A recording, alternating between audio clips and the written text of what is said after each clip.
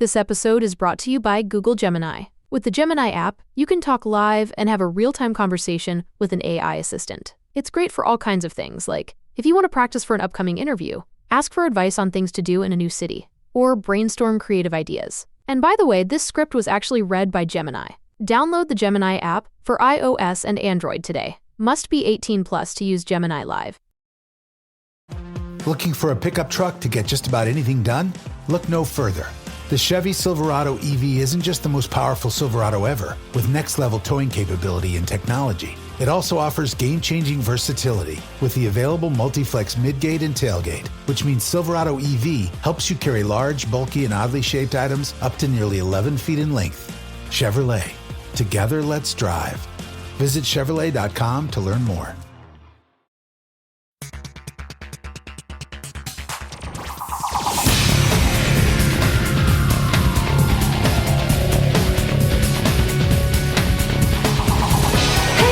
It's time for rolling dice and taking names. In this episode, the guys kick off 2025 with reviews for Minos, Dawn of the Bronze Age, Res Arcana Duo, and Runemasters. And you guessed it, the guys have a New Year's resolution to only do serious board game reviews. None of that other funny business.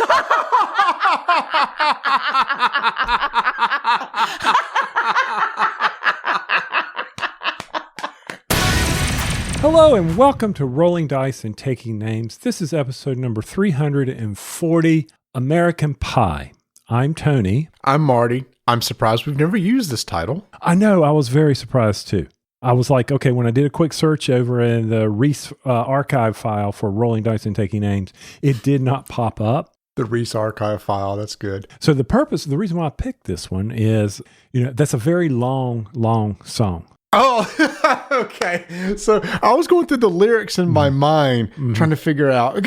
So sometimes very tangentially, titles are picked based on something we're going to talk about. Right. And so, and sometimes they're based on themes of games. We're playing, so I'm going, bye-bye, Miss American Pie, I drove my Chevy to the lovely but the lovely Buzz Ride, the good old boys. And then it's like, well, the song's about Buddy Holly's death. I mean, nothing was coming to me, right? And it's because it's a long song. That makes sense because of our main review today, I guess. I was also thinking this is year 13. Oh, yes, the beginning of year 13. The beginning of year 13. So here you go. Or, just when you think the song American Pie is going to end, it doesn't.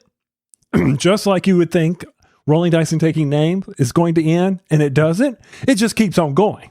Even if the levee is dry, we're just going to keep coming at you.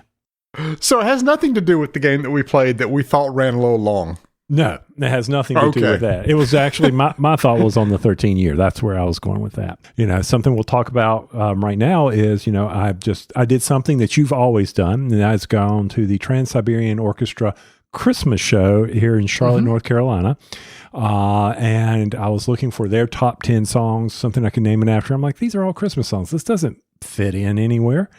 So I'm like, this sucks. Yeah. And I'm like, let's just go with American Pie because it's a long freaking song. So let me ask you, what did you think of the Trans-Siberian Orchestra show? Well, first off, I had no clue going in other than what you've said about the visual effects and things like that. I knew what their music was, and I've heard many tracks over time. But I did not know that the first half of the show was a story. Has that always been the thing? Yeah. So they have 3 albums. They'll rotate through these on their tours. So they'll do one entire album. And it just so happened this year, I think, was Lost Christmas Eve. That was the story this year, which is probably the most depressing of the 3. Yes. Oh, my gosh. I kid you not. When I saw it was that story this year, I said, I don't want to go. It ends up good, but it's just a very heartwarming, kind of sad story that's being told basically about a special needs child who grows up and helps others, I guess. He does. And I don't want to give it away I can because it's been, his dad abandons him because mom dies on birth, and you're just like, holy cow. So a couple funny things, you'll appreciate this. So we're sitting there and the guy comes out and starts talking. Donna's confused. So it's Donna. The narrator. The narrator, yeah. Yes. Yeah. He comes out talking. She's like, what is this? I'm like, I've never been. I don't know what's going on here. And so it's Donna, my mother-in-law, and then, of course, my daughter and her husband. So we're all there, really good seats at the Coliseum. We weren't down the front row or anything like that. We were back a little bit from the stage. I couldn't really see faces or anything, but you really don't need to see faces. So the second time he starts talking, she goes, is that from Lord of the Rings? I'm going, no. They're just telling you a Christmas story. And when it gets to that part about the mom dying, everybody, you could hear the people who didn't know it. It was like a collective. Oh. Throughout the whole Coliseum. Because there were a lot of people who haven't been. Okay. So I was just like, holy cow. What? And I wasn't expecting that. I'm like, well, this was heartwarming. I mean, it ends on a good note, I will say. And then the second half of the show is, obviously just a bunch of their more famous stuff that they play and stuff. So I didn't realize that they've only done 4 albums, because Noah made the point. He says, I only know 4 of their songs. I said, but they've been around since 1999 and they've only done 4 albums? Yeah. Really? I think only 3 of them are Christmas. I think the 4th one is something else, but I don't think it's Christmas themed. Okay. So they made those first 3 starting in the 90s through the early 2000s, and then just basically never made any more. Now, when I first started seeing them, probably 2004, 2005, I was seeing the people that did the original recordings, the original narrators and the original singers and everything. I think I looked at the current band. I think only one person is left in this tour that had anything to do with those original albums. And I don't know if you know this, there's 2 touring companies, one for the East Coast and one for the West Coast. I did not know that. I know they talked about, is it Paul O'Neill, the founder? Yes. Yep. Yeah. They talked about him. So that was good to know. That was a good backstory. And there was one singer there that they said had been with a backup singer for the East Coast, has been there since 1999. But okay. Yeah, and I forget who it was, but they said that he's been with them touring every year.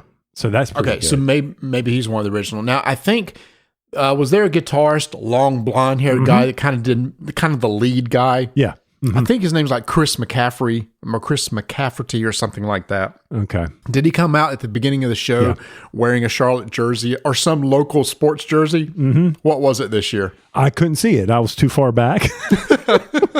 They didn't have like a video screen showing. No, they did not have any people. No, where they talked about the how much money they raised. $1 of every ticket sold goes to a charity, and they talked about they've raised over $20 million since 1999. And I'm like, okay, that's awesome. And I forget who they gave it to, but yes, So this is funny, and welcome to Rolling Dice, where we don't talk about board games. We talk about other things.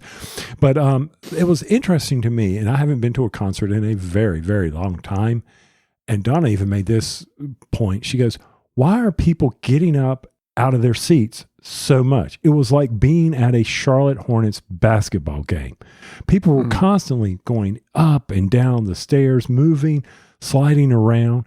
And who brings a 5-year-old to this concert at 8:00 at night?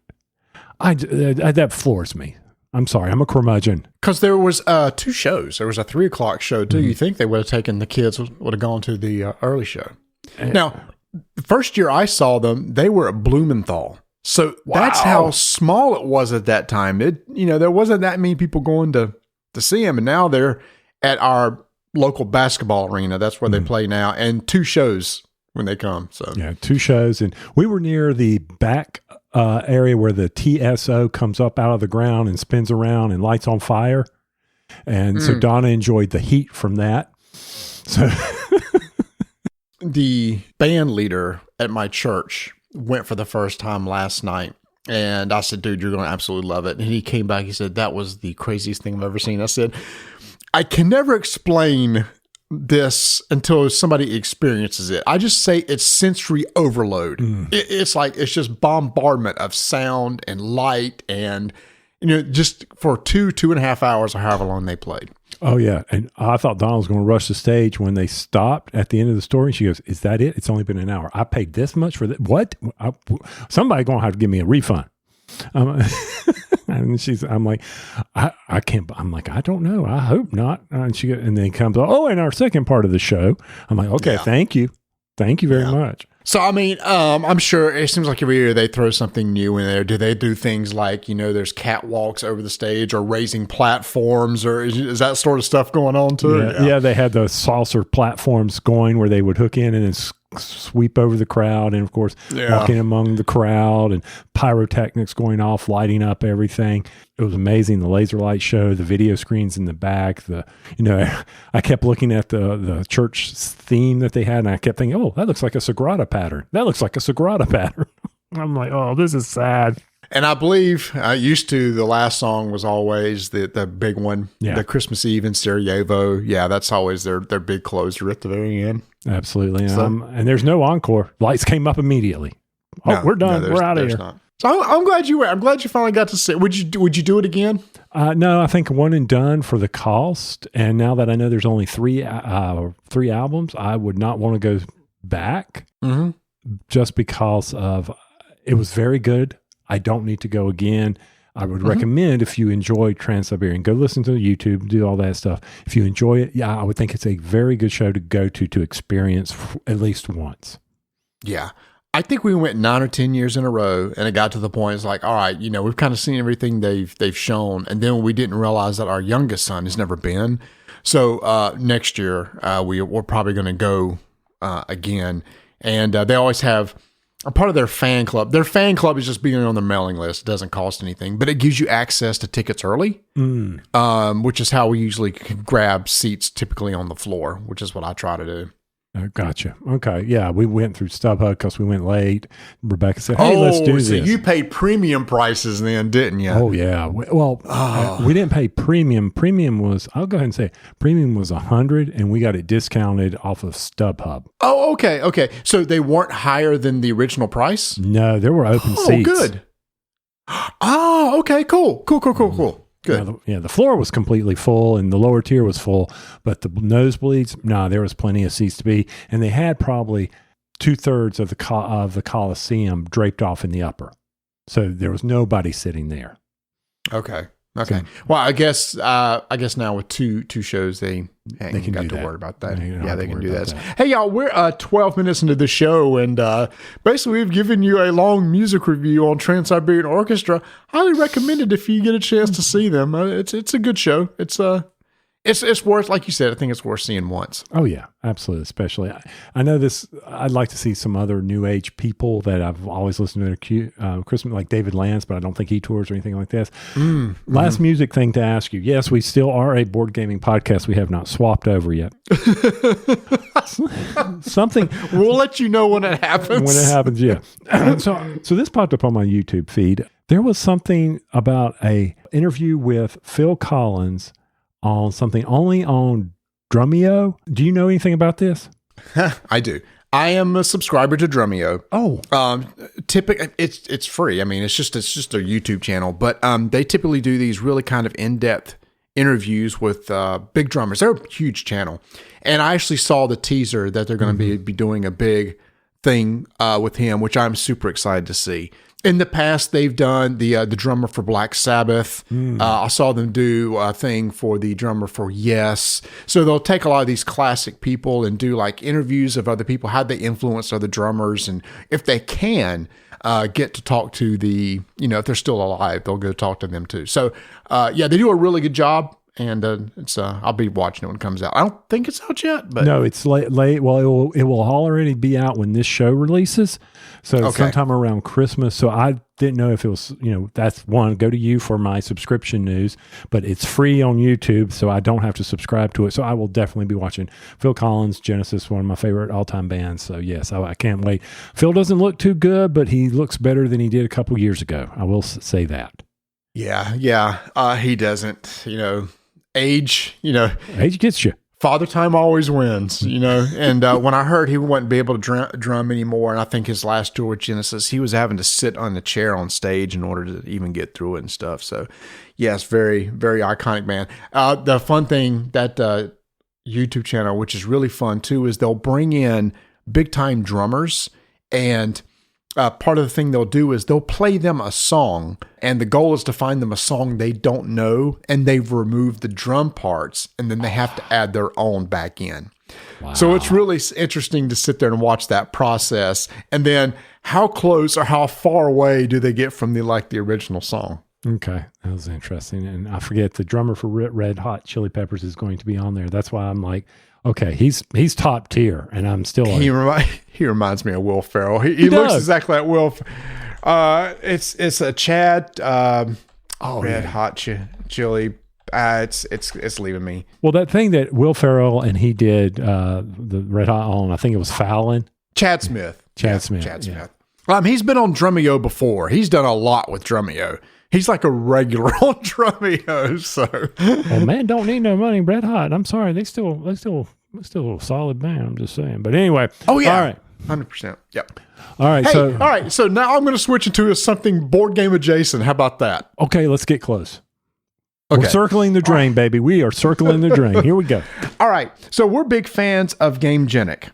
Yes. From their sleeves to their albums and stuff like that. So sometimes, every once in a while, they'll just send us like a new product they come out with. And this is not a sponsored review or anything like that. But they happened to drop in the mail their Token Silo XL converter. Oh, is this the thing we saw at Gen Con last year?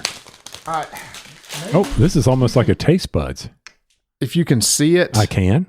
It's a huge organizer. It's like 12 inches by 8 inches. They have a smaller silo that I've gotten in the past, and I've showed you. It's in my game bag. But this one is like huge. It has compartments for 2 regular size decks of cards, the 2 small American style decks of cards, and then just a bunch of little small components or trays for different tokens. There's a total of 16 different token trays in here. There's one long one here if you have anything long, and they're all reconfigurable. So you can it's almost like a little puzzle thing. You can reassemble this however you want with the different small trays in here. But it's one of those things that if there was a game that you had that you played a lot and you wanted to get all your components in one container, you throw it in the game box and you do it in here. I know for me, as like an Arkham Horror player, I can easily keep a couple decks in here and all my tokens in here. So there's a lot of uses for this. It's just a really good organizer for tokens and sleeved cards and little bits and bundles for either just to bring out on your table to use as trays for the current game you're playing, or for permanent storage for some sort of game. Yeah, organization as you start putting it together. It'd be nice if, and maybe they do, I don't know anything, I'd have to look into it, but it'd be nice if you'd go to the Gamegenic websites and say, with this organizer, you possibly use it for these games. Like, we've got the GMT games or the 18XX games where we've bought those type of containers, but something like that, when you showed that to me, I'm looking at the small cards, the various cards, that would work well to maintain that if it fits in the box along with the maps, but I don't see why it wouldn't. Many of the GMT games, I'm sitting here thinking a lot of the GMT games might work that way with all the little pieces. Now here you go, Tony. I mean, you could start making videos using these, showing how these could be used in different games, and that could be your sponsored content right there. Yeah, let's just keep on dreaming. Let's keep on. Let's keep spitballing that a little bit more. Let's see where that goes. Donna keeps saying, "When are you going to start a YouTube channel?" Oh, okay. Well, so we're getting there. We're on the outer edge of the dream. Okay. Last thing on this one, just want to mention these things are only $25, which I don't think is too bad for this very large organizer. No. And by the way, they're stackable, so if you buy multiple of them, they stack on top of each other, etc. There. Okay. So that's the Token Silo XL. Thank you, Gamegenic, for sending it out here. I'll be using it a lot. Okay. So we're going to spin out of the drain just a little bit here because of our Discord channel, which, by the way, for all board gaming news where we don't discuss it in our Discord channel, we discuss everything else, but that's welcome to Rolling Dice and Taking Names. So I put on this morning, just, while I was waiting to get ready to go do something, I put on the new Jolly Southern biscuits and gravy with their dad. Oh my gosh. And Donna was watching it with me. And she's like, "Who are these guys? This is hilarious." I go, "Okay, here we go." And then I, of course, I said, okay, we'll put it in our rotation with everything else. But I said, okay, if you like it, this one, let me show you probably my favorite. And that's when they go to Dollywood. That one was just, I love the Dollywood one. So yes, thank you, Discord channel, for posting that to remind me to go check out the Jolly channel. And she goes, why can't we do something this silly? And I go, well, look how many views they got there. 12 million. Look how many they got there. 12, She's like, oh my gosh, why are people watching this? Oh, that was funny. I said, there you go. About the time they did the whole Dollywood thing, they did a whole Southeast tour. Yeah. Where they visited Bojangles and all this stuff. So, yeah, they're really good. So I did see the one when they got one of the guys' dads to try Southern style biscuits and gravy, which was funny, right? Because a biscuit to them is a cookie. So they're immediately confused. And you sit there and think, is he even going to like this? And the dude absolutely loved it. Yes. And then the gravy. Like the meme they put over in our Discord, biscuits and gravy is nothing but wet flour on dry flour. That's true. That's true. That's it. Oh, so one of the games we really, really enjoy is Imperial Miners from Portal Games. And for those that do not know this, Ignacy has a beta version, is it, out there on Steam? People were able to go out there and play it for free.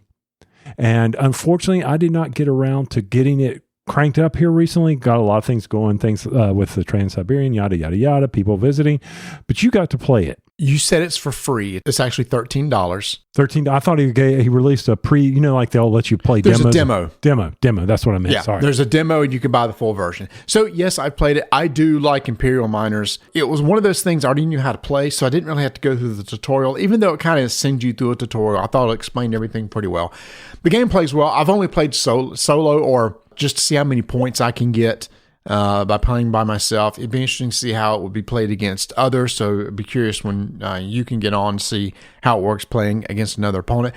I think it looks good. I think the UI is pretty solid. As you lay your cards out on the table, you can easily scroll around the screen. I like that when you go to select a card and it has multiple options, it comes up with a pop-up, says which one of these options do you want to do when you get to that particular card. The UI is really good about showing the progress trees you can, or the progress tracks. It's just a window that slides in. You can see where you are on the current track, etc. So it all plays very well. It's very smooth. So if you like Imperial Miners, or if you've never played Imperial Miners, this is actually a good way just to try out the game before you get the physical version. So they've done a really good job of converting this over to Steam, and I recommend it. Okay. Well, I want to get to play it. One of the things I always remember, I'd get these demo codes for Steam. I can never find where to put the stupid demo code in. It's hilarious. You'd think it'd be right in your library. Like, where do I put demo in? And that's not it. So as soon as I can figure it out, Here, I'm going to help you out. Thank you. So if you go to the top of the screen where it says games, okay, click on games and it says activate a product on Steam. Oh, look at that. And then enter in the code there. Oh, isn't that special? Well, I was the same way. I thought it was a lot harder than that in the past. I thought it was buried behind something. Okay. Yep. All right. Well, very good. God, I got a ton of games on Steam. God, yeah. I got a ton of games never played on. That's like everybody, right? We're preaching to the choir. Everybody's like shaking their head going, yeah, I got a bunch of games I've never even played. I got a game here called Northgard. I hear that's a pretty good game and board game. So right now on Steam, I have 157 games. Holy cow. That's way more than I got. If you go to library, it shows at the top how many's in there. Oh, I've got 51. Oh, yeah. I got a few more. I'm a lightweight. And most of them are Half-Life, Half-Life 2, Half-Life Blue Shift, Left 4 Dead, when we were doing all of our first-person shooter games that we're playing. Yeah. Stuff like Orcs Must Die. How many copies of Star Wars Knights of the Old Republic do I have? I've got it here on Steam. I've got it on Epic. What's funny is I bought day one Age of Mythology, the new version. I paid money for this full price, and I still haven't played it once. So, and it's one of those things. I bet Tony would like this, and then I kind of forgot about it. So I still need to try this out because I like the original Age of Mythology. Okay, I've got BioShock. Man. This is so sad. Oh, what other kind of board game stuff do we have? Well, I do know. So you let me borrow Mind Map to take over for the New Year's party where I'll have a bunch of people. And I thought, this would be a great party game. I enjoy Mind Map. It's fun. The best part about Mind Map, for those who haven't played it, is arguing with one another on where they place their token. As a quick reminder, Mind Map, you have an XY axis and you're given a secret word. On that XY axis, there are two types of categories. And in the center of where those two words meet is a relative word. And what you're supposed to do is compare your secret word to how relative it is to the categories versus the word in the center. So for instance, if you have, let's just pick, oh shoot, my gosh, I had the perfect one. It was the thing, Q-tip. Let's say you have Q-tip on the x-axis and TNT on the y-axis, and you put a baby's butt in the middle, and your word was, I don't know, I'm just making stuff up here. You are making stuff up. And you would say Christmas lights. And you would say, how relative is that Christmas lights to a Q-tip versus TNT versus a baby's butt? And you would place your little token there in the XY axis. And you're trying to get people to guess your word. Well, I put this on the table, and it was just with Donna, the people when we went Trans-Siberian Orchestra. And let's just say the subtleties of the game were lost. It did not go over well at all. Oh, really? Oh, it was not. It was. What was the words that were used? Was, I don't get it. This is nothing but guessing. And I'm like, but y'all played fine. Well, we need we need to be able to change our answers. I'm like, that's not the game. It was. And by the way, for people who are hearing, what you do is you put out secretly where your secret word is going to go. Everybody else tries to guess their secret word. Right. And it was bad. It was hilarious. That's what was fun. Everybody knows all the words. Nobody knows who has which one. That's the thing. Right. Yeah. And you argue, how can you put that word in that location on the board? Mm-hmm. That's where the engagement is. That's where the fun is. And eventually people get to understand that. But it did not go over well. So next game, you'll be getting Mind Map back. I don't need to take it. It was like, oh man, I really thought they would enjoy that. So once again, why am I telling this story is because not everything is for everybody.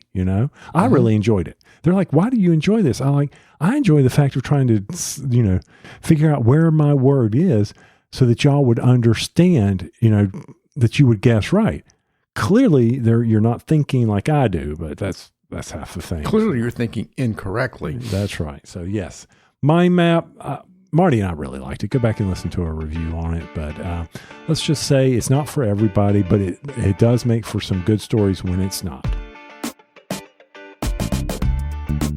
All those holiday festivities are over, along with the big parties, the amazing dinners. And after everybody is done feasting on that roast beast, you're ready to play a game. The problem is you had to clear off that table. If you had a game topper, clear it and put the game right there, and nobody had to leave their seat. Bam! That just happened. Or if you're like at my house where your wife goes, go get the table pads for the umpteenth hundred time. But babe, the game topper mat protects the table. Trust me, the tablecloth on top of it, no one will see that incredible image that is on the game topper mat. And then all we really got to do is just roll it on up. I tell you what, babe, maybe next year we'll get let's put out the Christmas themed one. She goes, that's not a Christmas themed mat. That's just a white mat. Close enough. Protect the table. See, Berkey has thought of you. He's making your life easier over at Gametoppers. Make sure your table's protected. Shoot. If you want to, go over there and get a mat for someone who maybe you're crap. Oh man, you see what happened here? You needed a game mat when you were over at their house. Head over to Gametoppers LLC.com.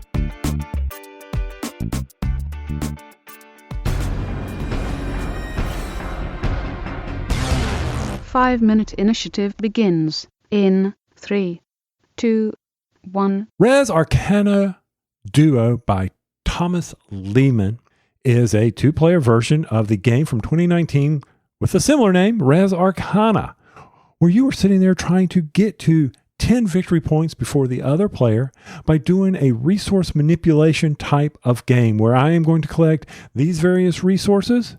I'm going to convert them to another type of resource or potentially be able to convert them so that I can get victory points from that by placing them on a card. It is a very solid implementation of Res Arcana. I didn't realize Res Arcana had been out so long ago, Marty. 2019. Wow. I hadn't either. And I know that when we first played it, we loved that game because we like engine builders. And that's what this is. You know, on your turn, you can either play an artifact, a card from your hand. You can claim a monument or a place of power, which are additional cards on the board that's going to give you victory points. You can discard a card for 1 gold or 2 other essences. These are the resources that you'll use to pay for other cards and to get them into play. You can use a power on your card, which is important. As you get artifacts into play or cards into play, they're going to have actions on them such as exhaust to maybe, hey, exhaust, you get this essence, or exhaust and reset something else. So you're building a little card engine there. And the last thing you can do is pass, which allows you to exchange a magic item that you got at the beginning of the round for another one that's out there. Duo plays exactly like the regular Res Arcana, except there's no cards in here that allow you to steal essences from other players, which was a big thing in the base game of being able to steal or make other people lose essences. That part of player interaction doesn't exist in the 2-player game. And there's a good reason why. Because could you imagine that? Then it just becomes a tit-for-tat game of going back and forth, back and forth. The game would go on forever. It's tic-tac-toe all over. Loved it. Absolutely loved it. I'm not a big fan. I've kind of waned off the resource conversion where, I'll tap this card, spend these resources to get X amount of gold. I need gold to be able to buy these cards. You know, but this one, it played very smooth, played very quick. We played it multiple times, different strategies. We had different mages that we would be able to use. You and I tried it out at the very beginning on the card draft. I'd pick a card, set one aside for you until we both had those cards and then shuffle them up. So there's 10 cards, I believe, total in your deck. 16 cards. 16 cards. Yeah. Each of us are dealt 8 cards. We draw 2 off the top, keep 1, pass 1, and do that through the entire stack. And that is very strategic based on the mage you have or based on the various monuments that were out there at the time. A lot of strategy for setup, for getting the game ready to go. What I like about it is there's only 16 cards. You can easily learn all the 16 cards. You're going to know the 8 you don't have, and then you're going to know, I know if I combo this one with this one, this one with this one, and then you just cross your fingers that maybe one of the ones that come back to you from the other player could benefit you in some way. So I like that you do get to learn the cards. So the question is, Tony, because you're always into, if you play this so many times, it just becomes the same game. Do you think this will become the same game because there's only 4 mages and only 16 cards? It might. I think I can see where that would happen. I'm kind of curious if the other mages from Res Arcana could even be used here. I don't know. It'd be interesting to see if that could add something. I know that there are certain essences. I know it goes the other way. You can put that in there because of the various essences that were in the original Res Arcana. They have those on these cards, but it'd be interesting to see if you could convert it back going the other way. But I do think there would be some challenge there. Now, I did go and read, why is there a 2-player game if it's so similar? So Tom Lehman posted, we want to reintroduce this game to new players. So we created a 2-player version of the game, only $25, so it's very inexpensive, that you can play and experience. But the thing is, though, the cards in this game can be merged as kind of like an expansion into the full game. So the idea is that we didn't want to just release an expansion requiring somebody to go buy the base game. This is a standalone game. Oh, and by the way, if you happen to have the base, you can merge this in. Or if you want to get more game out of this, then you can go buy the full version, which I appreciated. And for only $25, you get a nice plastic insert. You get a nice plastic tray with a cover to hold all the essence pieces in there. So for just $25, I think it's a really high quality product. Yeah. Now, I will say this, that when you and I were playing, we were on equal ground as far as knowledge of cards, knowledge of how things were going to work. If I were to take this and then suddenly play, say, my daughter or son-in-law, I think it would be an unfair advantage. Because sure. I do think that is something to consider. However, I think after one play with them, play it again, put it away for a couple of months, bring it back out. Yeah, I think it's definitely one to, put on your shelf. If you enjoyed Res Arcana and you want a skinny down version, definitely look at this. I agree. So that is Res Arcana from Tom Lehman and Sandcastle Games. 5-minute initiative is complete.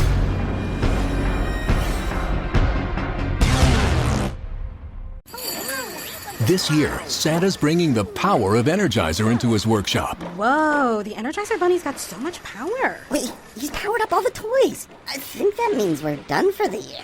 I love this bunny. He's the hardest working helper the North Pole has ever seen. And he wants all your gifts to have the power of the #1 longest lasting AA battery. So this holiday season, stock up on Santa's and the elves' favorite battery, Energizer Ultimate Lithium. At Gen Con, when we got to sit at the table with the fine folks from Board and Dice, they showed off a new game that was going to be coming out at the end of 2024 called Minos, Dawn of the Bronze Age. Now, Tony, you and I are typically fans of Euro games that use dice. It's like over the years, we've played a lot of really good ones. I think one of the first ones ever that we really enjoyed was Lorenzo El Magnifico. Mm-hmm. Just like in that and many other games, dice are going to be used. There's colors, there's values. They mean different things. So he said, yes, we would like to try this. So they sent this to us. This is from designer Stan Kordonsky. Plays 1 to 4 players. And they're saying on here the playing time is 90 to 150 minutes, which it's a lie. I'm throwing a flag on that one right now. I'm sure you could get there. With 4 players? With 4 players. Okay, maybe we're jumping to conclusions real quick. I'm just saying 4, so that's 2 hours and 2.5 hours. Mm-hmm. Right? 2.5 hours. Without going too much into the game right now, every round, players are doing, there's a total of 12 actions across 4 players. No, 4 times, so 16. 16, yeah. 16 actions. And these actions, I picture it as a tree, have sub-bullets, which have parenthetical expressions with footnotes. And I mean, you are going deep into this thing. So I'm with you. That's maybe if people are just bam, bam, bam, bam, bam, bam. I don't see how. I don't see how it. And we'll get into the reasons why. I will say just quickly on times on board games, I wish they would overestimate instead of under. I think it's a more negative impression of a game if I pick it up and I see the time to play and it's not even close. I would rather you tell me it's 3 hours and we finish it in 2.5. Mm-hmm. But wouldn't they throw out some of their cells if I were to put 3 hours on there and you pick it up, I ain't gonna get that to the table. Oh, look, 2 hours, I can get 2 hours to the table. So it's a fine line, dude. And maybe you aren't a good player to be able to hit my time. Maybe I'm a much better player than you. Once again, subjective. It's subjective. Yeah. It is subjective.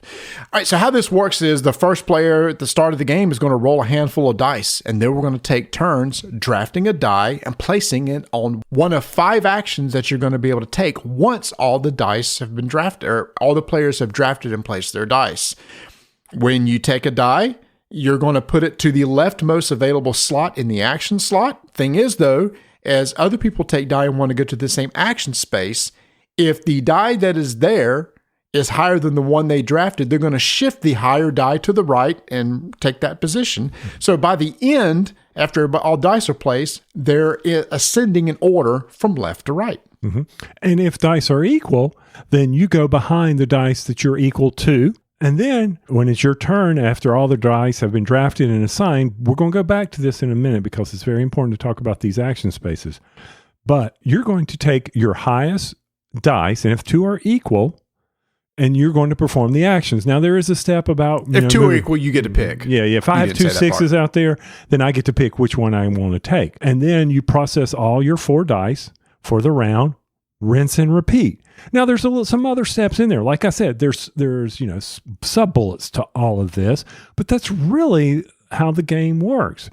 Roll dice, draft dice, take the actions. But now let's go to some details. So let's talk about this action selection. You know how you put your little dice out there? Then this will lead to the AP. I put my dice out there. All right, I got it out there. And I had to put it in the leftmost spot. That means I'm going to get so many action points for this action. A simple one to do is where I'm able to place people on the board, meeples on the board, and move those meeples. Now, the first slot gives me the ability to take 4 or 5 actions. The next one changes that. I don't get to take as many. And the third one, there's something else different here. So I get to take less, but maybe I get a benefit depending on which side of the board you're playing on. So all of a sudden, what you thought you were going to be able to do has now been shifted, which causes a lot of screwing with your action plan, with your game plan. And that, I think, is what slowed us down a little bit. 100%. And that's why I think this is really, even when you have played this game a lot, you're still going to be dealing with, oh, cool. I went to this, it's called the expand action. Mm-hmm. I hope I can get 6 expand points because I know exactly how I'm going to use them, right? Mm-hmm. And let's say I put a 3 there, but oh, doggone it. Somebody drafted a 2 and put it there. Somebody drafted a 1 and put it there. Now I'm shifted down to only getting 4 action points to spend on that. But I already planned out my 6. So now I've got to decide, well, instead of 6, I've only got 4 now. That's where the AP comes in, because now you're trying to process which 2 action points am I going to drop instead. You know, now, like you said, there might be a bonus. You might be able to move up on a progress track, which is nice. And sometimes, Tony, I actually place dice in hopes of my dice remaining there to move up on a progress track, because this is one of those games, y'all, where things can trigger other potential actions for you to do. And it's like, oh, if I can move up on this progress track, that's going to give me a free build action, which means I can do during my main action to supplement this other die action that I've done. And you can just see how it just kind of builds on top of each other. But if that doesn't happen, then my plans have been changed and I've got to rethink everything. And it can happen. I mean, maybe you want to, and talk about the progress tracks, but you're sitting there thinking, oh, well, I think I know Marty is going to move us up or go to that same location. So let me go ahead and take the 6, knowing for 2 reasons. And we'll talk about why higher dice are important in this game, because everybody's sitting there, well, why wouldn't you just take the low number? Because there's an impact if for that on the progress tracks. But I'm like, okay, I'm going to take this 6, knowing that Marty's going to go here. And based on the dice that are out there, he's going to have to push me to the left unless there's a lot of 6s where then he would go in behind, and maybe he wants to slide in behind because he's equal. What's so important about the numbers, the pips on the dice? Well, if the dice you draft are greater than 9, the sum of the dice you draft for one particular color. There's Thank you. 4 different colors. There's 3 that match the color of each of the progress tracks. And then a gray one, which can be assigned to any one of those. Right. So if you have 4 dice that is 9 or more, then you may, for that particular progress track, the red track, I may then advance up the red track. And I maybe want to do that, like Marty said, because he wants something to occur when he advances up on that progress track. Now, let's just say there's also the yellow track, the red, the yellow, and the blue progress tracks. Let's say I'm able to put 2 progress track reds greater than 9 and 2 yellow progress, then I get to move up on both those tracks. So maybe I want to take a 6 and a 3 and a 6 and a 3. All right. But what's my risk here? Then I will get bumped down on those actions that I want to plan out. But if you don't bump me down, maybe then I can't get the other special thing that I want to happen. Like an additional bonus, which is populated on the map at the beginning of the board. For us, it was you get a free resource or something like that. There's multiple ones that can come out at the board where there's this on the action tracks. There's this, hey, you get to go do this special thing. You get to do this special action if your dice happens to be in that track. So all this is going on because maybe I want that special thing to happen. Oh, see, I know I'm confusing y'all, but this is where the game is in all the subcategories. It just takes forever to get through this, and it can mess you up. The actions that you actually are taking are really not that difficult. No. There's one we've already talked about. It's putting people out on the board and moving them around on the board, which is actually going to be one of the main ways that you score in the second and fourth round on either having the most people or warriors in a zone, or at least being there. It's going to generate victory points, and you'll get more victory points if you're up higher on the blue progress track. So that's why you want to move up that track. Another one is there's these cards called decree cards. And one of the actions is basically being able to draw decree cards into your hand. Having a handful of those is really good, because another action is develop, which allows you to play a decree card. And there's going to be a cost associated with it, a certain amount of gold, and it gives you an immediate benefit. But at the very end of the round, at the bottom of every decree card, you could put that at the bottom of your board, which will give you potentially benefits during the game. Like it says, hey, if you take this particular action, you get this bonus resource. If you draft a die of value 3 or 4, this triggers. So as the game goes on, these additional triggers happen, which also can make your turn longer. But the thing is when you bury one of those cards under your board, it's based on where your progress is on the red progress track. The higher it is there, the more cards you can put underneath there. So you can see how one action over here really affects another action over here on the other side. And the final action is the build action, where you can then take cities, ships off your board and place them where you have a warrior, a meeple sitting on the board, and you can then build or expand your city. Now, there is no fighting in this game. You're not going to try to go out and battle with one another. You're simply just going to go out there. The meeples on the board determine dominance and presence, which is for the scoring example. But now you're unlocking the capability of putting cities on the board, which you can then put warriors in and then expand out from there. Or maybe your warriors are going to give you a benefit from by fighting the sea people that are on the board. Those are like NPCs placed at the beginning of the game. That's the only combat you have, are these little NPCs on the board, which just give you victory points. Right, and you battle those by having the number of axe tokens that you can collect over the period of the game. When you uncover these various things on your board, you're going to get victory points or special various resources. Things will happen by uncovering that. That's another part of the game. So that is the build action that you can take from drafting your dice. Now, we did say 5 actions. Those are the 4 main ones. The 5th one's just wild. It just allows you to pick any of those other actions, but you don't get as many action points to spend when you go to the wild area. But the nice thing about the wild area, if somebody messes up your plans, at least you kind of have this in your back pocket to potentially use and maybe fix something where somebody else messed you up. Which I found to be probably the most valuable one to take. The wild, yeah. To counteract what you just did to me. Mm-hmm. And now I can't split those. I have to do those action points in that area that I can't, okay, I'm going to go do a build and then draft a card here. I can't do that. But I found that the wild was very important as we were playing this game, because it gave me that, okay, oh man, I needed those additional action points. Then I'll go ahead and use the wild in a later to be able to supplement what I had originally planned, until you bumped my freaking dice down the track a little bit, and I didn't anticipate you going there. So again, this is played over 4 rounds.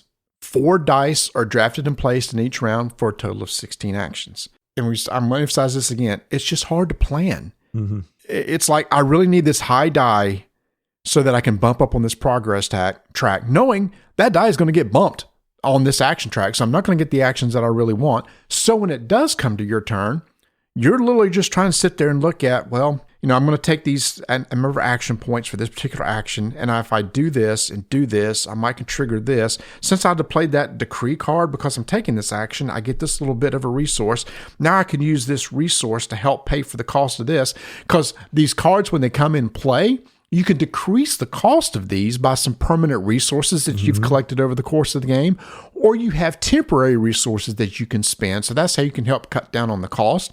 So it's like, okay, if I do this, I can go grab this temporary resource, which means then I'll have the funds to play this card because I'm going to get a discount. So y'all, on your turn, this is all going on in your head. And that could take a few minutes, right? Meanwhile, the rest of you guys, I guess everybody else can kind of see, well, I know the next dice I'm going to draft is this one. So I guess you can think about what you want to do on your turn, because there really wasn't a lot of player interaction per se.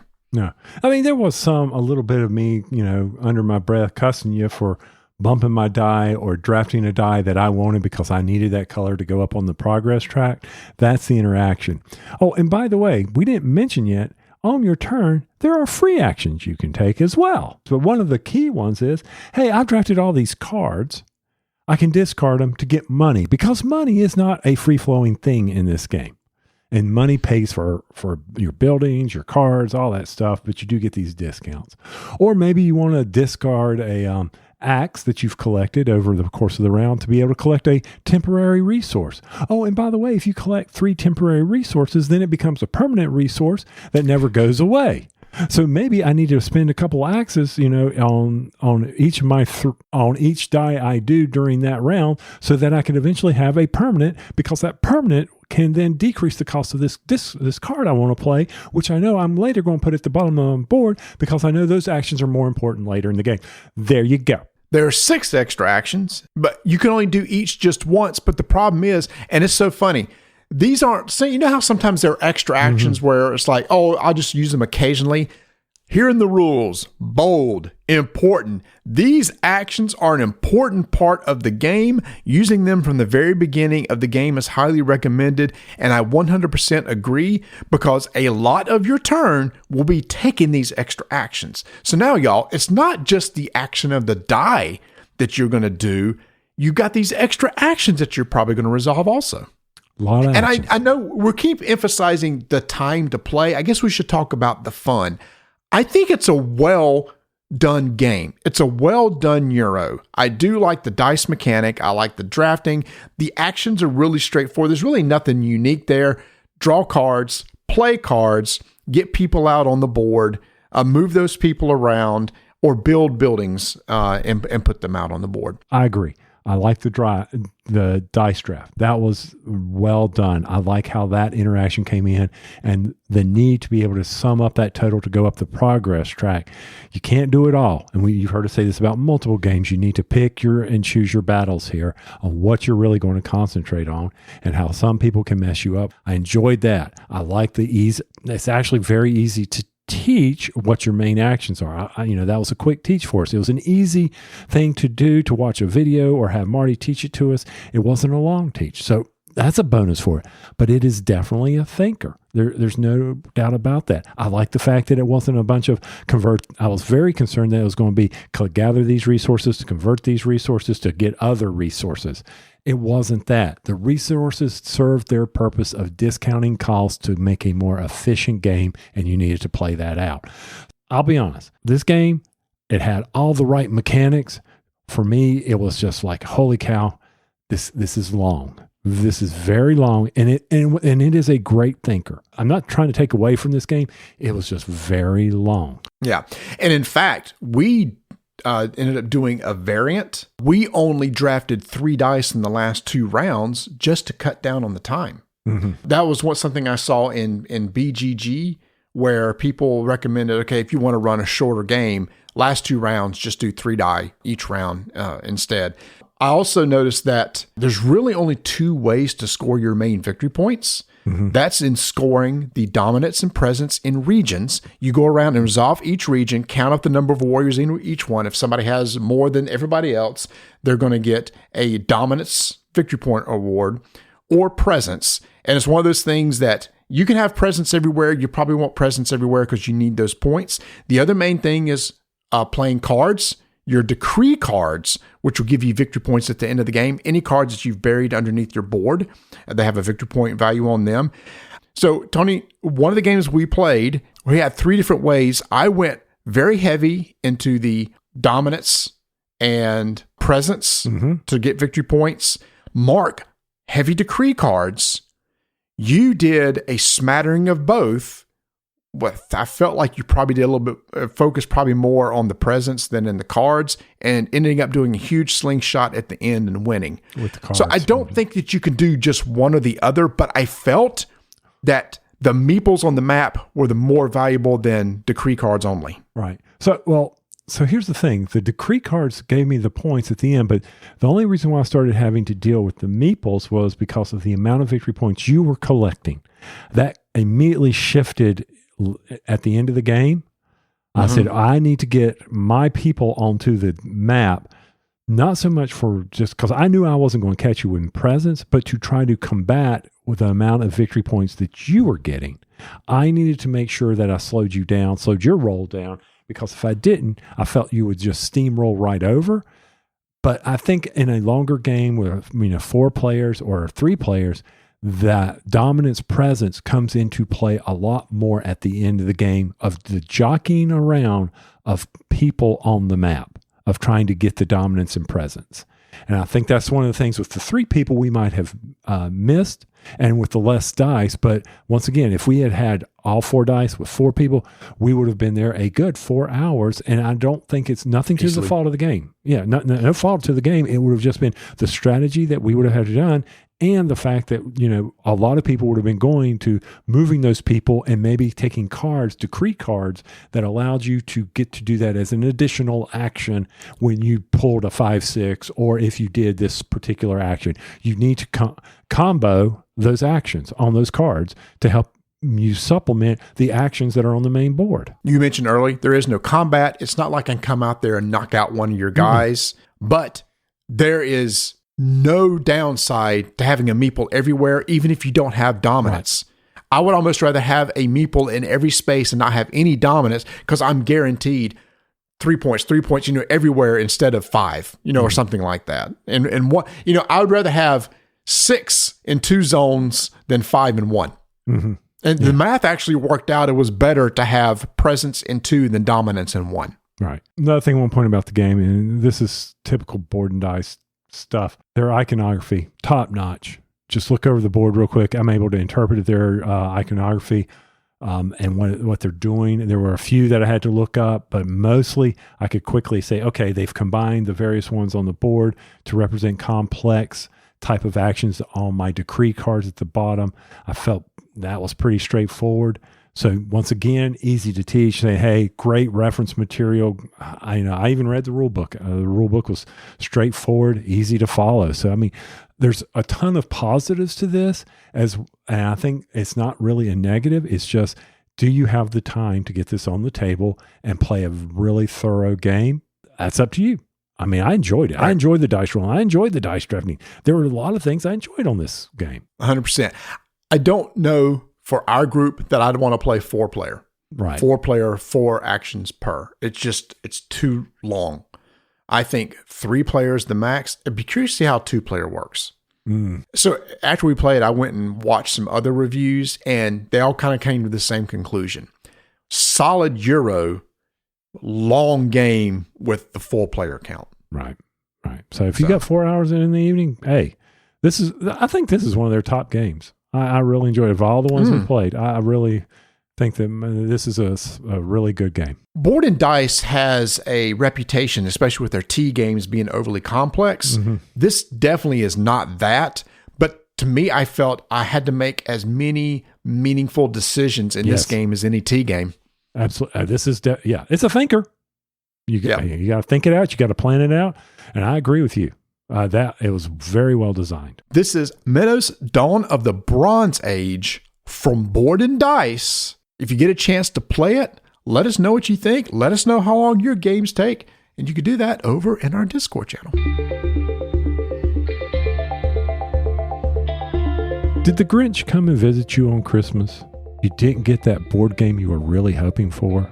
Well, if that's the case, head over to miniaturemarket.com and get that game. Spoil yourself. It was a hard 2024. The new year's coming. You deserve this. Get yourself a new game. Get you one that will bring you and all your friends together for many, many, many hours. Go back and listen to our show. We can tell you games that last almost 5-6 hours. That's nothing but a good time in 2025. And if you want a great price, definitely head over to miniaturemarket.com. Be sure to click on our link on our homepage, miniaturemarket.com, for all your gaming needs.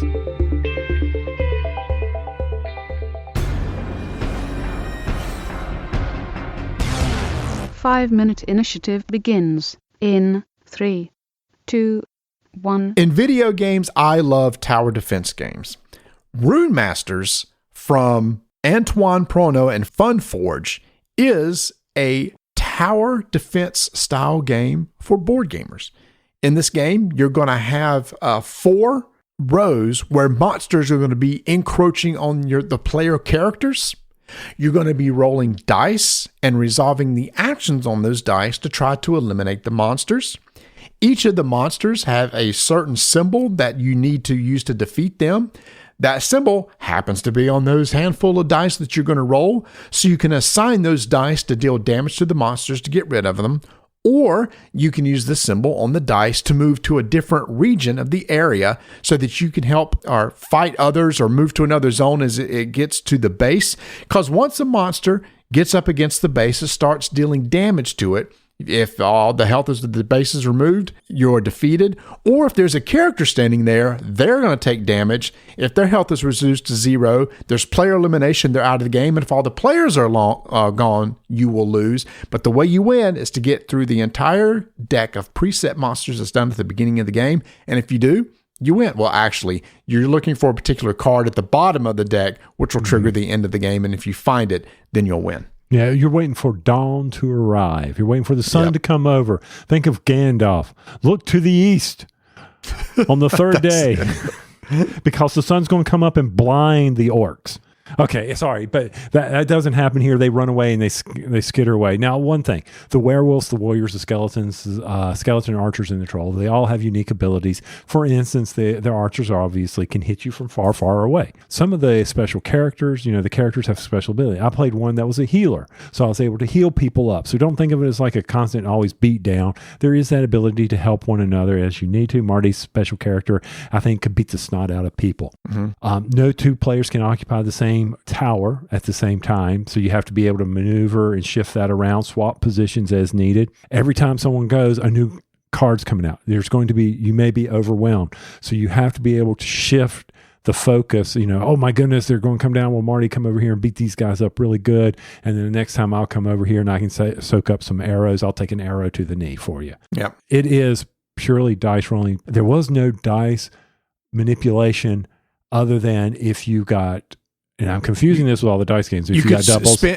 you could spend mana in order to re-roll die. That's right. You could spend the mana to allow you to re-roll the dice, which was very important because when I was rolling die, it seemed like I was always not getting the needed symbols to beat the monsters. So very. And you can also use mana for your special abilities. And there are some monsters that when you beat them, you get mana back. Mm-hmm. So that's how you regen your mana. So this is one of those games, when you're out there, this is lighthearted, young game. King of Monsters, I haven't played it. King of Tokyo? King of Tokyo, that's it. King of Monsters, jeez. But this is, the BGG, it says 8 and up. I completely agree. This is a fun, fast game. What was it? Zombie dice or something like that. Here you go. Here's something different, a little bit more strategy, a little bit more cooperation going on. So that's what this game is going to bring to your table if you're interested in something like a Yahtzee style game. Yeah, it plays 1 to 4 players. Again, it's very straightforward. The game is going to feel different every time because the monsters that you use, you could play with people could swap around and do different Runemasters with their different abilities. So if you like a tower defense style game, there's been many of these come out every year. This is definitely more kind of on the intro level, but it is quick, easy to learn. That is Runemasters from Funforge. 5-minute initiative is complete.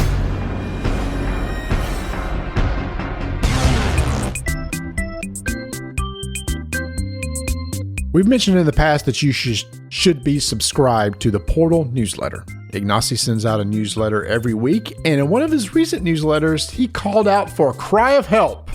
Looks like Robinson Crusoe is in danger of leaving the top 100 on BGG. So he's asked people to go out there and review it in order to give us some traction and make sure that it stays in the top 100. And one reason why he's doing that is because the collector's edition is in. You can go ahead and pre-order it.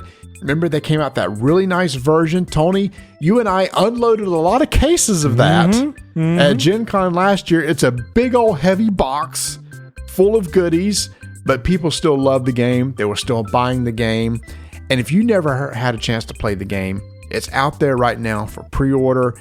It is one of those co-op games that creates experiences. Ignacy likes to say board games that tell stories, and for every time I've played this game, I've always had a story to tell afterwards. So go help out Ignacy. Go give him a like or a thumbs up, rate the game on BGG, and if you haven't got the game, go get a copy for yourself and see what the buzz is all about. I did my part. Yeah, but what'd you rate it? Oh, you know what I rated it. I can't give anything a 10. It's a 9. Wow. Now, last year, Tony, you and I got into the game show from Rob Lowe, hosted by Rob Lowe, called The Floor. Mm-hmm. Have you been keeping up with this year? I'm 1 week behind, but yes, I have been watching it. There's a lot of strategy in that, more than I think people realize. So this is basically, it's a trivia game where people have various categories, and when they go up, two contestants battle one another, and images are shown on a screen, and you have to relate that image to, or you have to say what that image is. For instance, if I were to do board games, maybe I'd flash up a picture of Catan, and you would have to say Catan, and then behind me, Marty would see a picture of, say, Carcassonne. He would say that. And this has been going on, various strange categories that are out there. But overall, yes, I have been keeping up with this.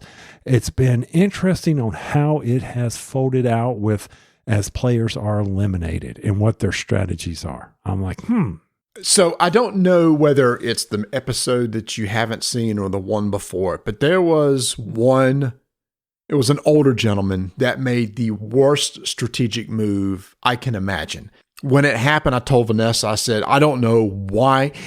At the end, when you win, you can choose to go back to the floor or compete against somebody else.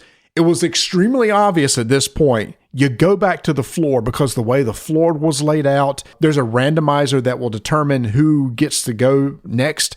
He was kind of safe from, he wasn't necessarily safe from that, but I would take my chances with that. He had a category that he felt good about, but he kept on playing. And I thought, huge mistake. And immediately he lost. Yeah. And I'm like, and even they showed the people on the floor going, why is he staying up there? So it is really a strategic on whether you stay and play or go back. But I do like that this year they added the thing, well, if you win 3 in a row, you get a time boost, which is save an extra 5 seconds over your opponent, which has been huge.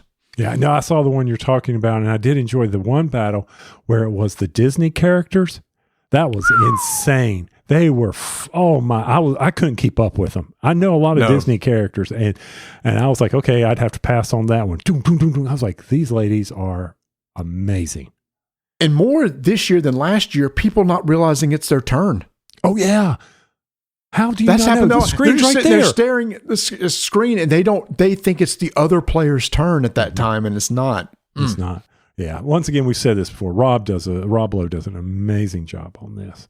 And it's just so much fun to watch him host that and engage with the contestants on that. But yeah, you do have some favorites on there. I'm waiting for, the one young lady when he was my grandpa and she started crying, and that's the guy you were talking about. Yeah. I was like, holy cow. So I think I hope they bring it back. They don't expand it anymore. 100 is a good number out there on the floor. Yeah. But yeah, some of the categories, I'm like, I'm going to beat this category. But there was one. There was no way. And I can't remember. Oh, I hate it. I can't remember that. I was like those people. Pass. Oh, the one lady. Oh, on Egypt. Did you see that? When she was Yes, I did see. And she got really pissed at the end because she didn't know ISIS, the wig, and something else. And all she needed to know was one, and she would have won the game. The other person would have ran out of time. Yeah, and she's like, I don't know what that is. A wig. ISIS.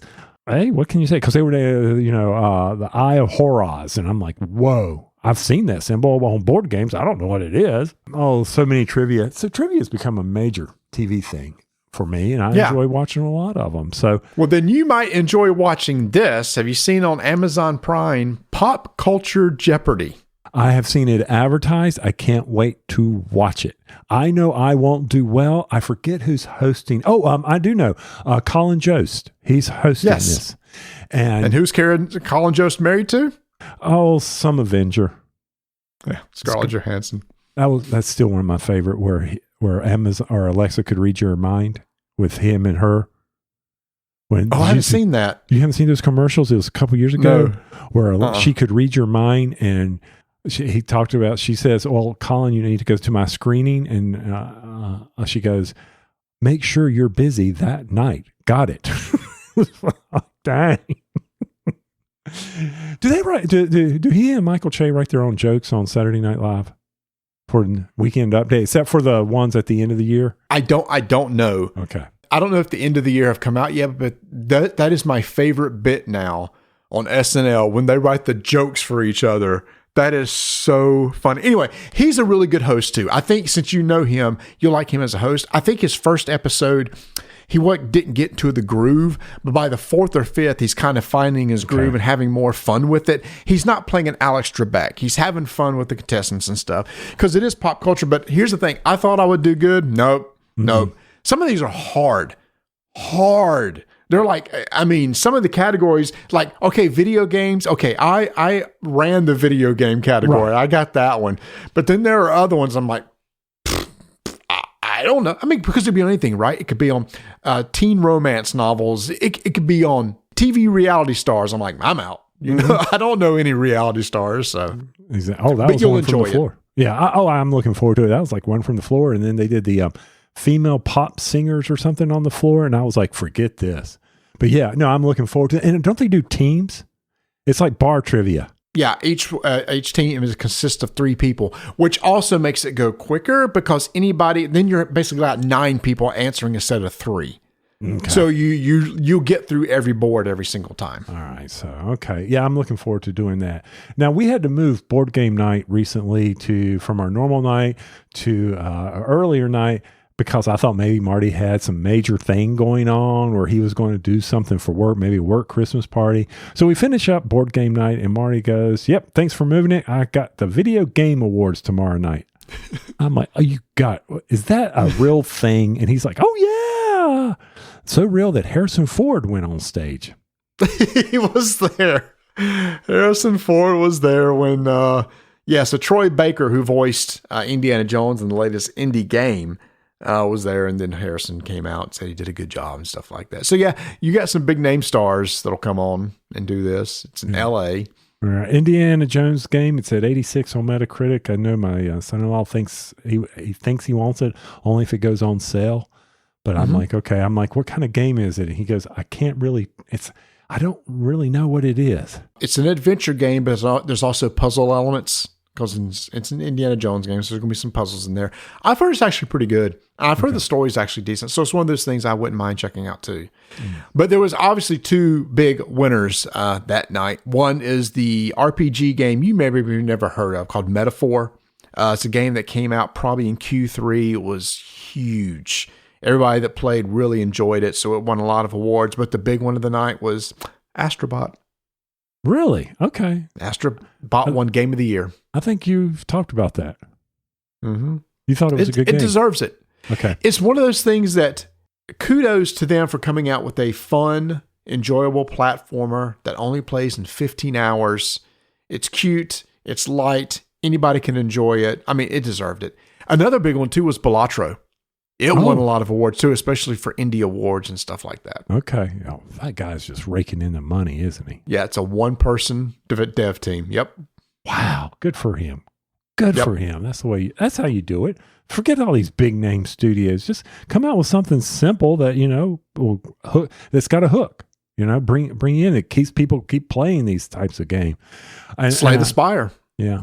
Slay the Spire. Yeah, exactly. Oh, and I saw that's the thing son-in-law was calling me about. Oh, did you see the Witcher trailer? And I'm like, no, I haven't seen the Witcher trailer. He says, yeah, that was announced. Witcher 4 is a big one, and that was announced. There were several big ones. I'm trying to think of anything that you might be interested in. Probably not. Okay.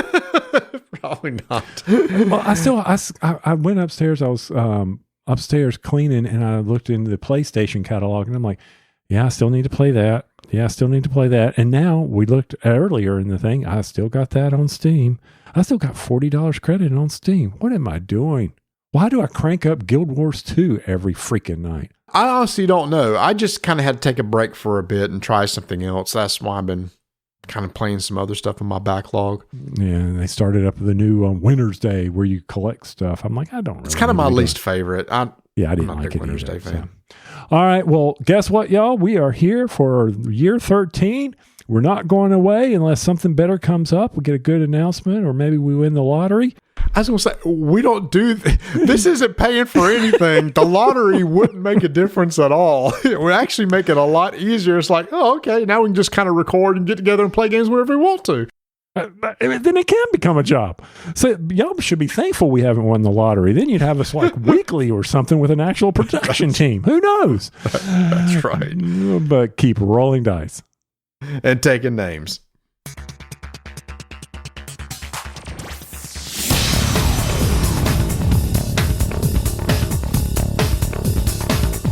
Here's a New Year's resolution for you. If you have not joined our Discord channel, make a resolution to do so. We have a lot of fun over there talking about a lot of different things. And as always, you can follow us on all the socials at Dice and Names, and you can support the show over at buymeamoonpie.com. To make sure that you are able to get your gaming needs done quickly, make sure that your games are protected, head over to Gametoppers LLC.com for all your game mat and table needs. So miniature markets for all your gaming needs. I'm going to strike that. Head over. Hold on. Yeah, I was like, where am I going with this? Oh, hey, go everywhere for your gaming needs. That's what I'm thinking. Go to Miniature Market, go to Gametoppers, go to Portal Games for your gaming needs. I was like, where the hell am I going with this? What am I saying this for? This show is part of Poderation, the nerdy podcast network. From D&D and video games through to ancient history and books of all genres, we are a group of podcasts all about things you can nerd the heck out about. We are currently looking for new podcasts to join the network. So if you know someone who wants to take their nerdy podcast to the next level, send them to poderation.com to get in touch.